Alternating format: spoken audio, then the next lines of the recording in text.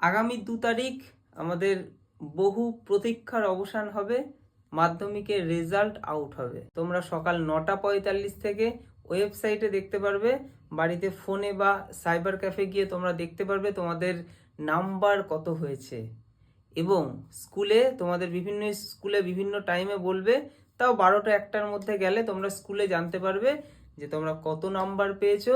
Sir, কম number পেলাম কি বেশি নাম্বার পেলাম তাতে কি যায় আসে?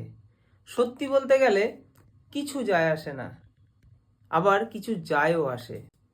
তুমি যদি খুব কম নম্বর পাও, ফেল আশা করি করবে না, কারণ বর্তমান সময় ফেল কাউকে সরকার করাচ্ছে না, সবাই পাস করবে। সমস্যা হচ্ছে যদি খুব কম নাম্বার পাও, তোমার 11-12 পড়াশোনার ক্ষেত্রে সাবজেক্ট বাছাইয়ের ক্ষেত্রে সমস্যা হবে। তাছাড়া আগামী দিনে সরকারি চাকরির পরীক্ষার ক্ষেত্রে কিন্তু তোমার এই নাম্বারের খুব একটা ভ্যালু কিন্তু থাকবে না। এবং নম্বরটা অবশ্যই তোমাকে যাচাই করতে সাহায্য করবে যে তুমি নিজের সাথে কতটা পরিশ্রম করেছো, তুমি কতটা ভালো পড়াশোনা করেছো, কতটা বেস তোমার রয়েছে। এটা তোমার নম্বর অবশ্যই তোমাকে বোঝাবে যে তুমি কতটা পড়াশোনা করেছো। কিন্তু নম্বর দিয়ে বর্তমান সময়ে খুব একটা বেশি কিছু করা যায় না, জ্ঞানটা দিয়ে করা যায়। তুমি নম্বরটা ভালো পেলে তুমি হয়তো সায়েন্সটা পেতে পারবে, তুমি হয়তো আর্টসের ভূগোল সাবজেক্টটা নিতে পারবে, কিন্তু তার থেকে বেশি খুব একটা বড় কাজ কিন্তু তুমি নম্বর দিয়ে করতে পারবে না। তো বেশি পাও কি কম পাও এটা তো তোমাদের হাতে এখন নেই। পরীক্ষা তো দিয়েছো, যা হয়েছে হয়েছে।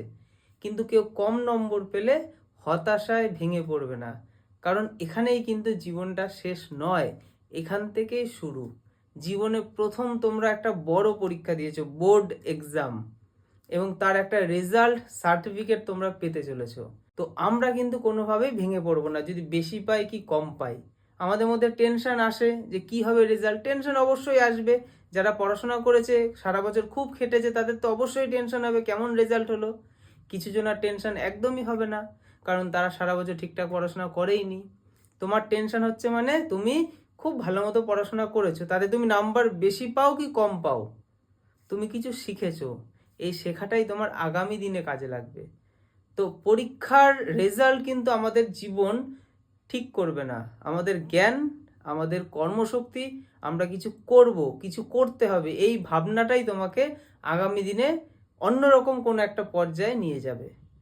তো আমাদের রেজাল্ট বেরোনোর পর 11-12 তোমরা সায়েন্স আর্টস যেটাই নাও না কেন, জীবনে কিছু করতে হবে, এই ভাবনার সাথে যে কোনো একটা পথকে তোমাকে বেছে নিতে হবে এবং সেই পথের দিকে তোমাকে 100% ফোকাস করে এগোতে হবে।